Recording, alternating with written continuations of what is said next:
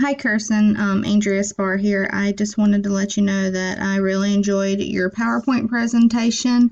I feel like you did go into depth everything that we needed to discuss this week, even if it did go over a little bit.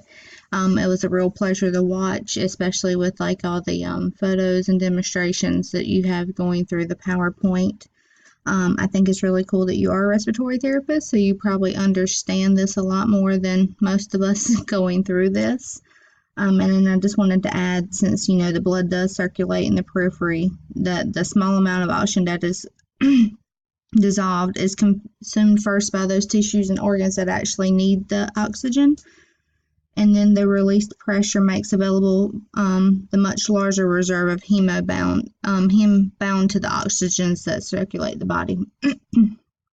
And I know that iron, I know we discussed that iron makes our blood red, but the